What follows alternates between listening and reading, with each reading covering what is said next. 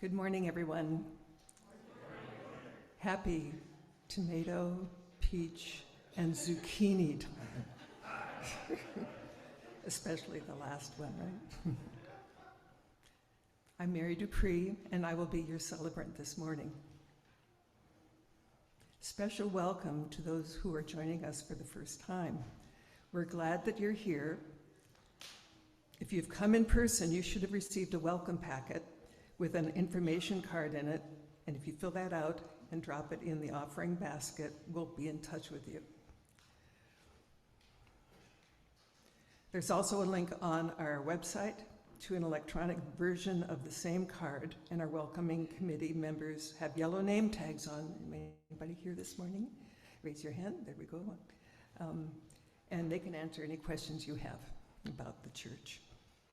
Please consider staying for coffee afterwards. We would love to socialize and meet with you, and we also, I think, will have time to gather briefly right after the service, right up front here, to answer any questions or make any comments about the presentations this morning from our three church members. And now let's say our words of welcome together. Whether this is your first or your 1000th Sunday with us, and whether you strolled, rolled, zoomed, ran, or danced in, we are glad that you chose to join us. We are one people of many beliefs, identities, origins, sexualities, and genders. All are welcome here. We have one announcement this morning. Margaret?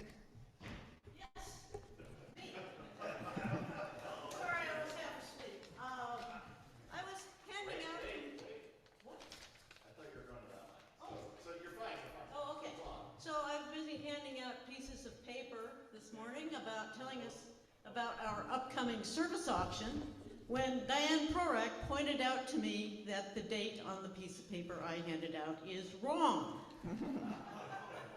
So that will be September 8th, which is a Friday. It will not be on a Thursday. So if you have a pencil, make that note.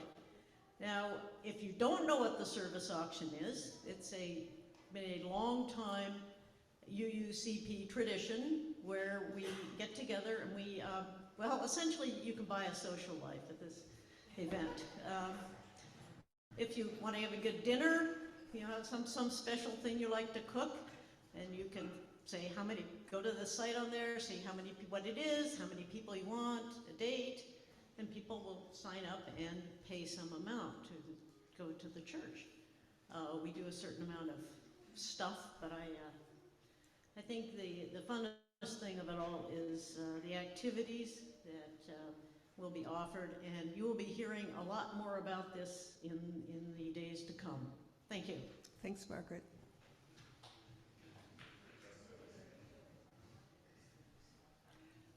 Let's take a moment to greet each other across the technical divide. If you're at home, please turn on your camera. I'm going to change this up a bit. We're just going to do this once. Let's all wave at each other. I don't like the now do this, now do that part of the script.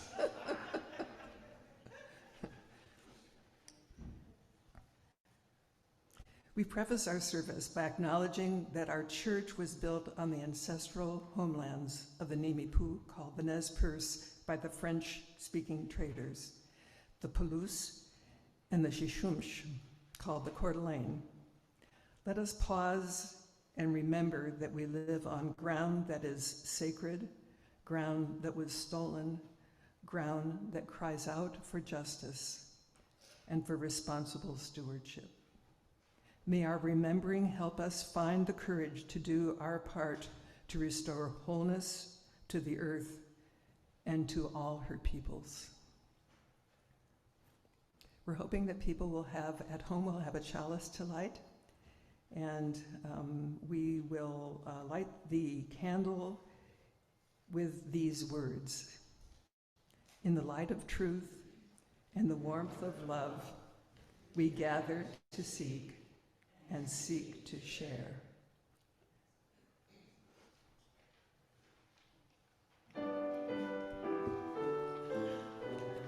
rise in body or in spirit.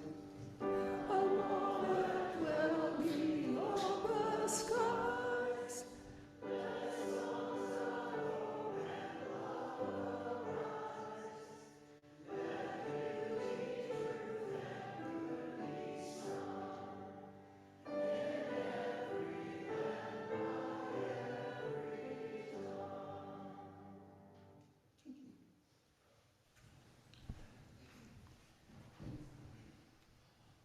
Today, we will explore how we respond to the reality of climate change. 3 members of our congregation, Michael Jennings, Al Poplawski, and Judy Muth, will talk about how they have made climate change action an integral part of their lives. We'll begin by expressing our deep connections to Earth, our home, by singing hymn 1064, Blue Boat Home.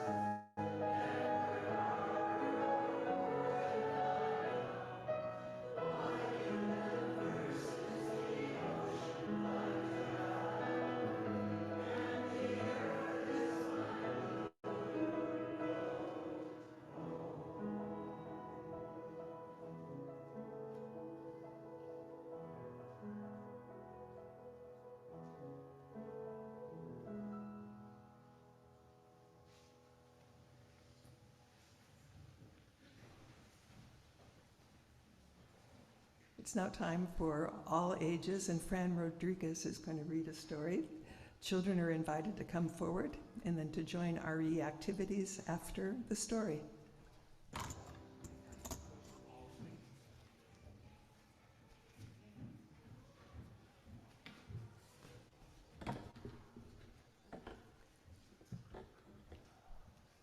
Now let's take a moment to engage in the practice of generosity together. If you want to make a financial contribution, the logistics are on your screen. We typically give away all the cash from our Sunday offering to local charities whose missions align with our values, a program that we call A Month of Sundays. This month, the recipient is the Circles of Caring Adult Day Health Foundation, whose mission is to provide social and therapeutic services for those with chronic illnesses and developmental disabilities, while allowing their caregivers time off work to do chores and to rest. And there's information online about how to donate. If you donate with a check, please write month of Sundays in your memo line. In the spirit of love and for the continuing work of this church, we will now take time to practice generosity together. I'm happy to welcome James Reed, who will play for us today.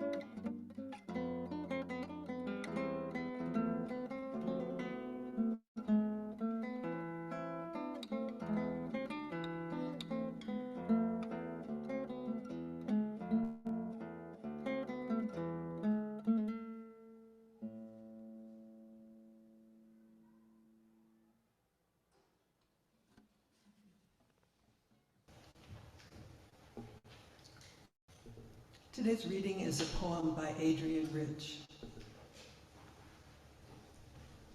My heart is moved by all I cannot save. So much has been destroyed. I have to cast my lot with those who age after age, perversely, with no extraordinary power, reconstitute the world. May I repeat it? It was so short. My heart is moved by all I cannot save. So much has been destroyed. I have to cast my lot with those who age after age, perversely, with no extraordinary power, reconstitute the world. James.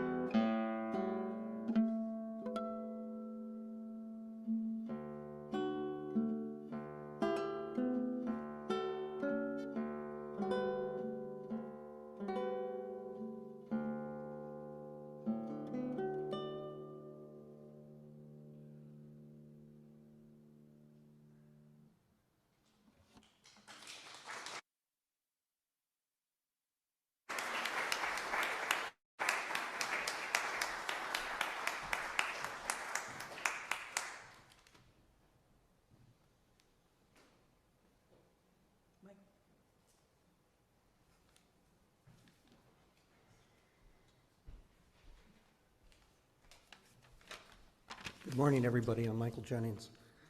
And I was asked to just talk a little bit about my work on climate change as a way to maybe get this conversation going and give us some more insights and ideas about dealing with it. So keeping this as brief as possible also is important. And I'll start by saying that the seeds of how and why I came to care about life on Earth and our climate situation, those seeds were planted by my own parents. I began as an ecologist and a biogeographer, but it was inevitable that I would also become a climate scientist, focusing not only on bioclimate, and as an aside, bioclimate is the individual patterns of climate variables, such as minimum temperatures of the coldest month, or the wettest or the driest month of the year, et cetera, et cetera. But bioclimate, that climate variables that govern plant and animal behavior and evolution, including, of course, us Homo sapiens.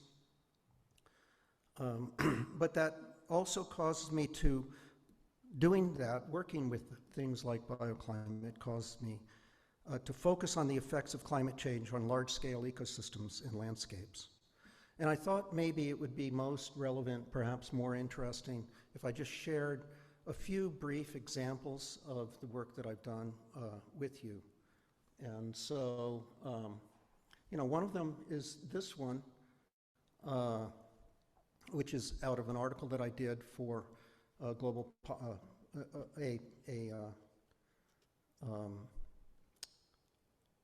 publication called Global Policy. And my interest here was in influencing people involved in policy because the policy isn't and hasn't been happening. So these explanations. Now in this one, so this is at the, in the North Atlantic. Some of you may be familiar with the global ocean currents and the overturning circulation of the Atlantic. Okay, this is the largest and most significant mechanism, planetary system mechanism that transfers heat across the globe in a more even way, okay? And a part of that, of course, is that it comes from the north. It goes up along the North American coast there. And here you see what's going on is that because of the melting ice in Antarctica, it's generating cold water, which is the blue dot, or the blue area. And that's causing the northward water to stall and warm up. Normally that water would cool down and sink to the bottom of the ocean, drift along the bottom of the ocean, and rise in the southern hemisphere. And so you get this global circulation, okay? That's stalling out on us. And historically, looking at that, that's a major key component of change, of massive global change. And some more, I did this quite some time ago, but when this concept was developing, just recently, however, a number of studies really have confirmed that we're far along in this system. This is one of the most serious things, one of the most serious indicators that we have. So I'm going to try to move through some of these pretty quickly, and we can talk about more later. And this is just another piece of work that I've done. This is the Walter climate diagram. And Walter, a fellow from Germany, developed the concept of just displaying this relationship between precipitation and temperature on a seasonal basis. It's there on a monthly basis. You can see it. And I took that idea and applied it to climate. So you could compare climates in different places. His idea was you could compare climates in Morocco with climates in Switzerland or whatever. It was here to there. What I decided is to take this idea and compare it to climates over time, So this takes existing, which are called the normals, climate, and then climates at different, climates that are expected, that are predicted for different periods into the future. And I think that the attraction here is that people can see what we expect, how much of that is going to change in the relationship between those two curves of temperature and precipitation. So I put this together and created a tool called the Walter Climate Diagram, which is available online. You do need geographic information systems to generate it, but it does generate these graphs for any given point in North America. So you set a point, this is Lake County, set a point anywhere and say, this is what we're up, this is where we're going, okay? And I used this originally to talk to silviculturalists who were planning, the planting of forests. And they learn, back when they were in school from textbooks that, well, if you're in Idaho, you plant this mix of species. And I'm telling them, that was then, this is now. And you're making, long-term investments, right, when you're planting mixes of species. So you need to change that. I came up with this, and a light bulb went on for different silviculturalists that I'd been talking with, okay? So that's just an easy tool that's available online, and it produces this kind of thing that it's fairly easy for people to get it, to visualize it. So that was just another example. And then next one, which is was a study on changes in ecosystem and composition across large landscapes. And in this one, you see this combination of contours, okay, which show a particular bioclimate variable, okay, and the actual distribution of a particular ecosystem. So you change those contours, what happens to the ecosystem? So anyway, those are just three brief examples of the kinds of work that I've been doing for a pretty long time on this sort of thing, and ways to help people better understand what we're looking at and what we can expect going forward, or what some consequences may be. So as a scientist, knowing what I know about how our planet functions and how life responds to climate, I am compelled personally to contribute to the important work that needs to be done to achieve a sustainable planet. Okay, and we don't have that now, right? We need an all-out effort, each of us, to deal with this. And so that's about it, and I think with that I'll introduce Al Poplawski, who will talk about his experience in dealing with climate change. Thank you.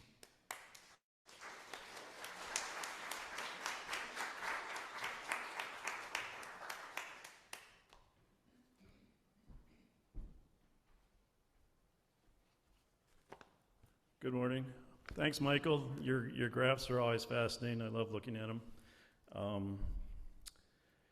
Today, with the Story for All Ages, I couldn't help but think about how that might apply to climate, to environmental campaigns in general.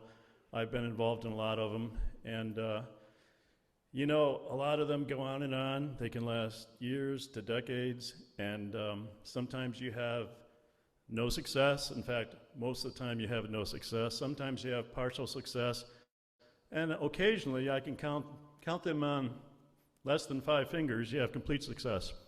And so I kind of thought about, and so you try different things with the campaigns, but it is kind of like the same thing in a different way, throwing different things up in the tree. And eventually when you do get some success, whether it's partial or complete, it's been a long time, and it's different. Things have changed, and it's generally not quite the success you envisioned initially.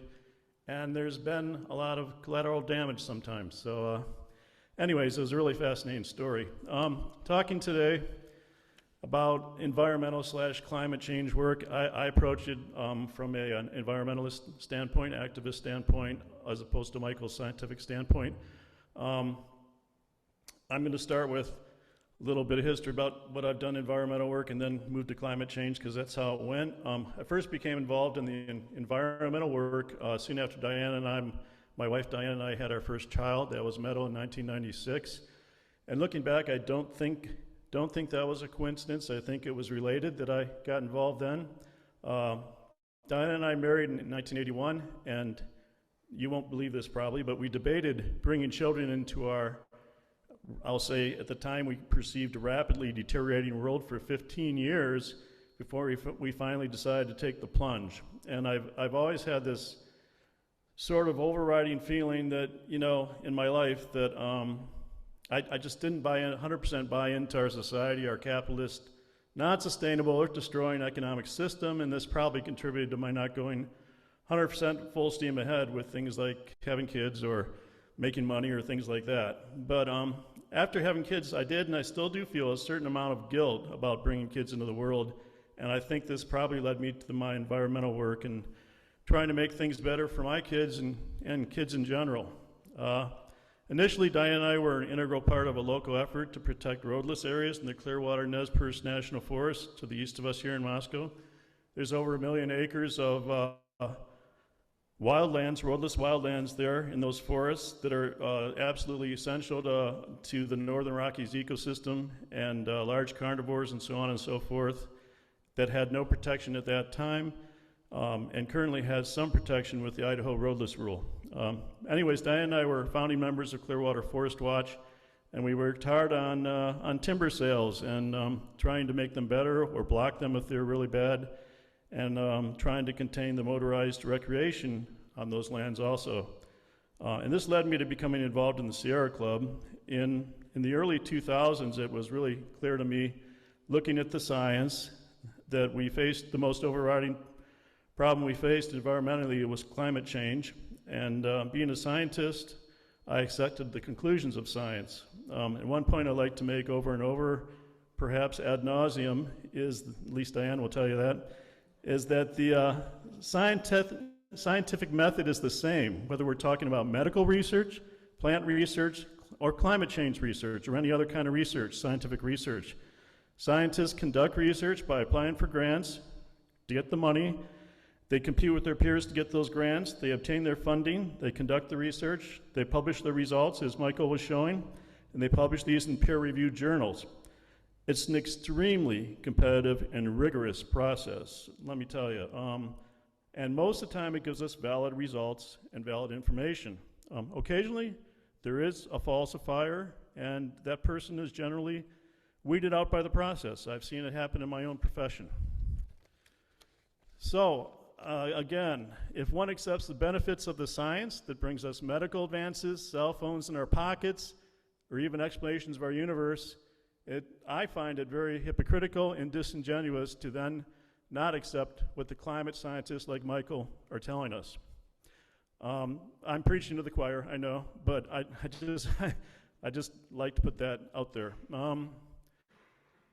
Well, about the same time I realized we really need to concentrate on climate and climate change. The Sierra Club came to the same conclusion, and they've had several effective programs I participated in.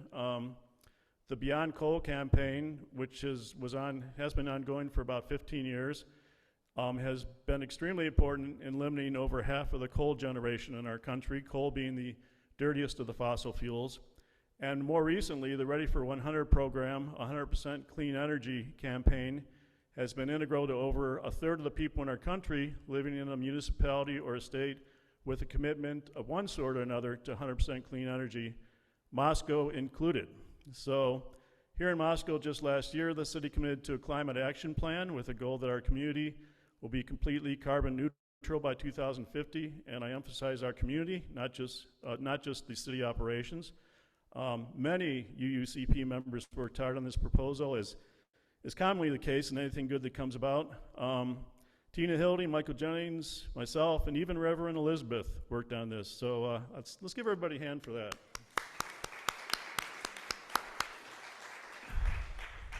So anyways, please visit the city website to learn more or talk to one of us. I mentioned Pullman's also working in this direction. However, they kind of have a head start in that the state's already there, unlike the state of Idaho. Anyways, so each of us now needs to participate in this effort by moving towards electrification of all our energy needs. The idea is that we'll move all our energy usage to electricity, and at the same time we move away from carbon-based electrical generation to clean electricity generation. Citizens Climate Lobby is leading the way on the electrification education effort, and you can talk to Mary or Mac, Cantrell, or Judy, which I'll introduce in a minute, to learn more about this.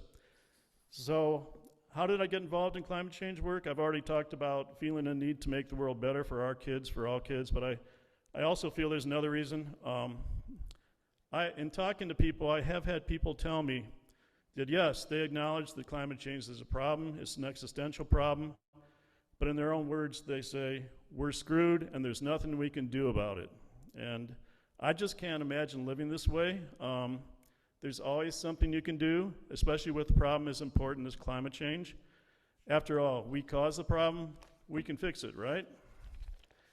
So when each of us personally participates in this work, whether it's through working on the Moscow Climate Action Plan, converting our heating and cooling from fossil fuel-based to electricity-based, or switching to an electric vehicle, or even just walking for 20 minutes to get to work instead of driving our gas car, it really does help us personally, psychologically, sometimes even physically, our health. So yes, we do have a huge problem, but each of us is doing something personally to solve it, and we'll get through this together, and it will take pretty much all of us. So thank you.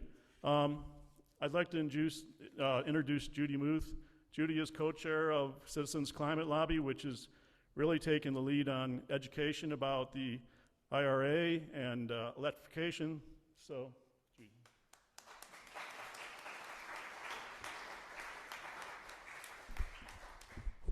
Thanks, Al and Michael.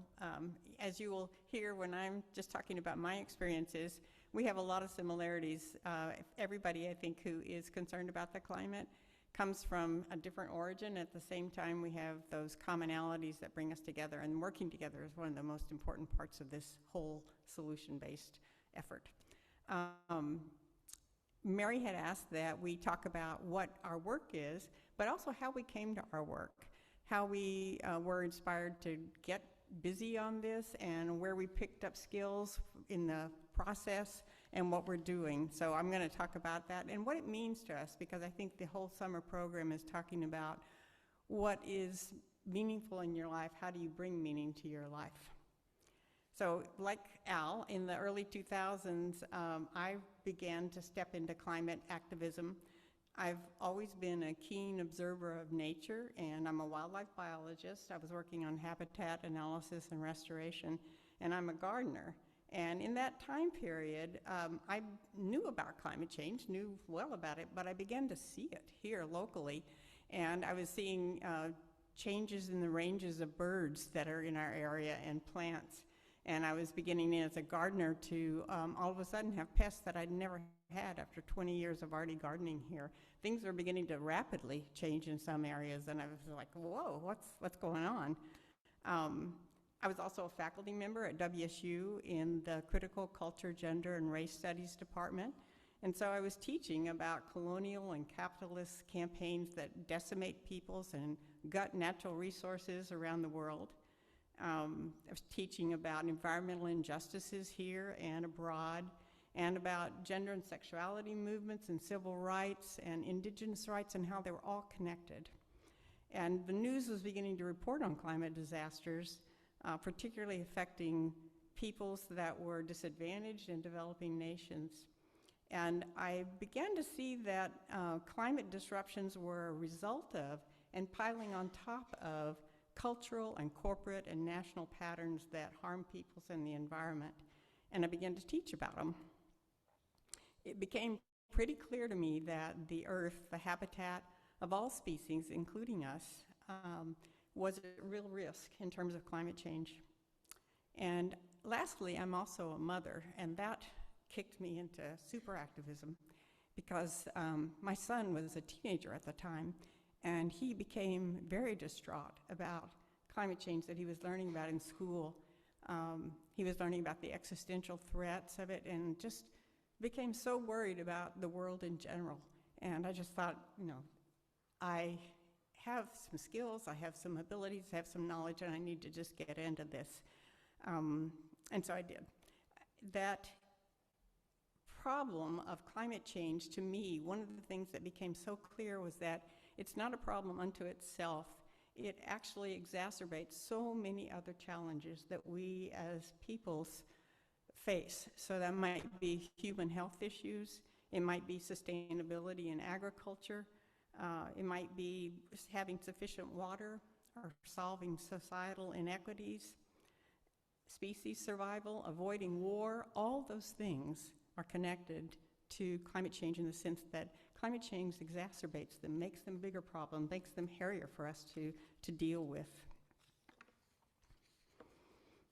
When a problem gets to me, really gets to me, I'm very driven to do something to address it.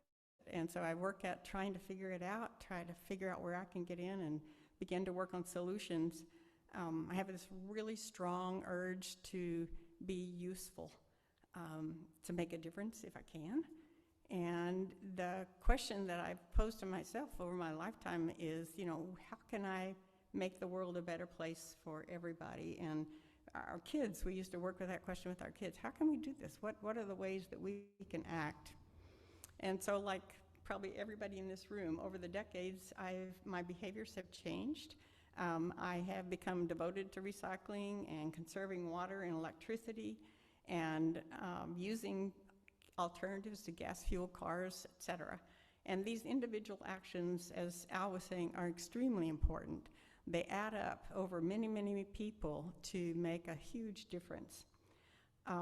At the same time, if I were to disappear tomorrow, or if several of us were to disappear tomorrow, our carbon footprint would not even register, the absence of that carbon footprint, because it would be so minuscule.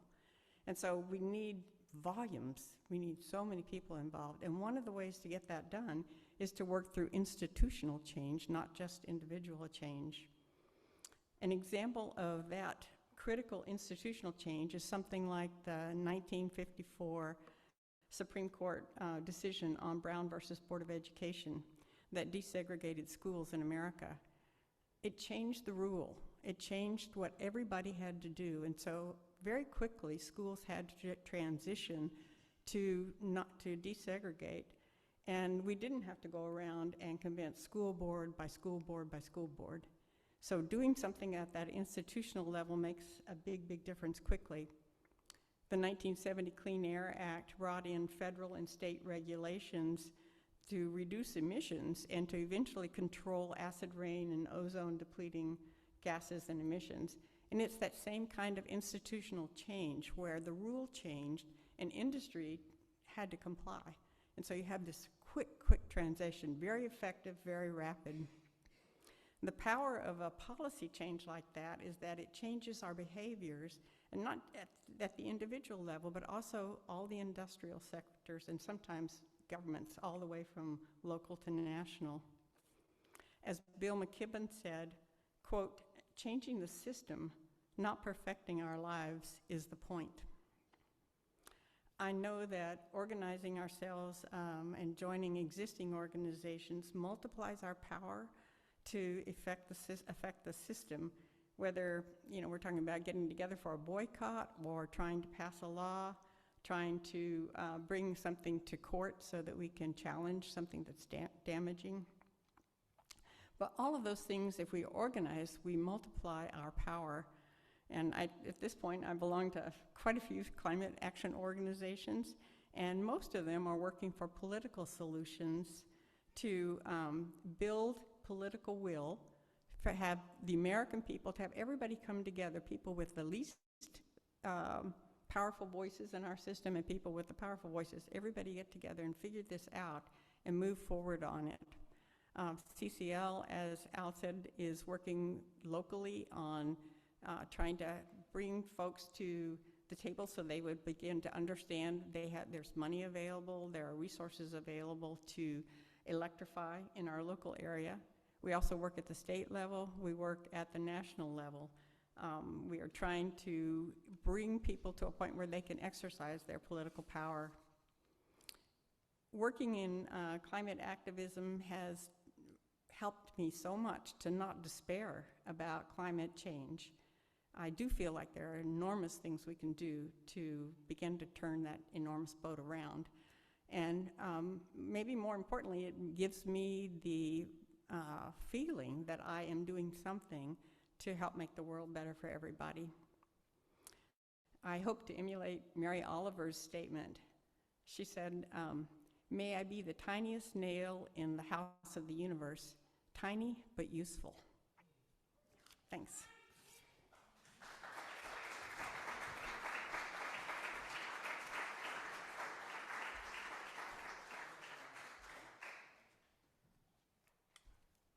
Thank you, Judy.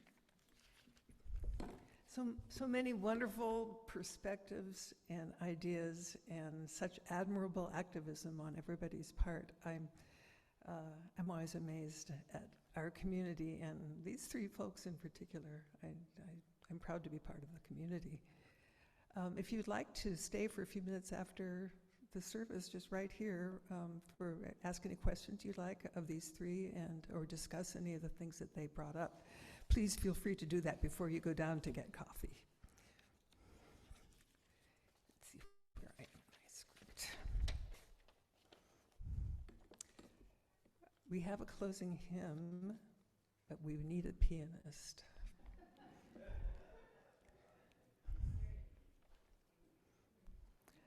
Oh, I'll just introduce the hymn.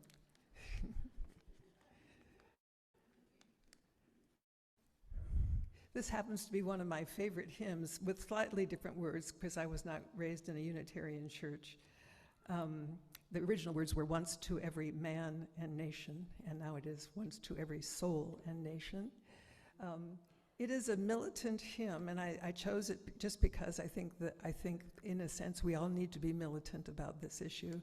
The issue that James Russell Lowell was writing about in this poem, which he actually published in a New York newspaper in the middle of the 19th century, in very Victorian language, I have to say, was it was a abolitionist message. So let's just think about how we can apply this to our new circumstances. So please rise in body or in spirit or both as we sing Once to Every Soul in Nation, hymn 119.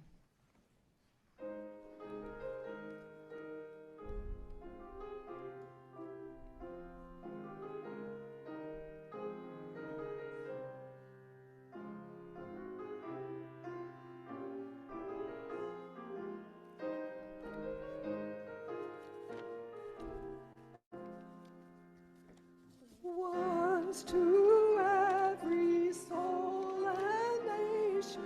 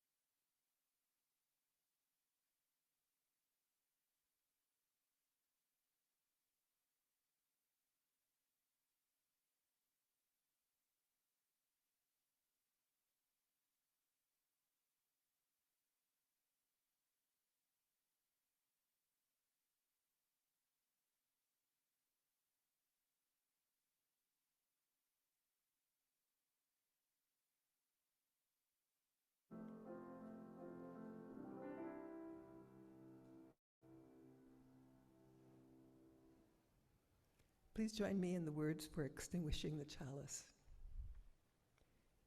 We extinguish this chalice that I can go gently in our hearts. May it light our paths as we leave this place. May it guide our way until we are together again. Thank you for coming. Join us for coffee and/or discussion.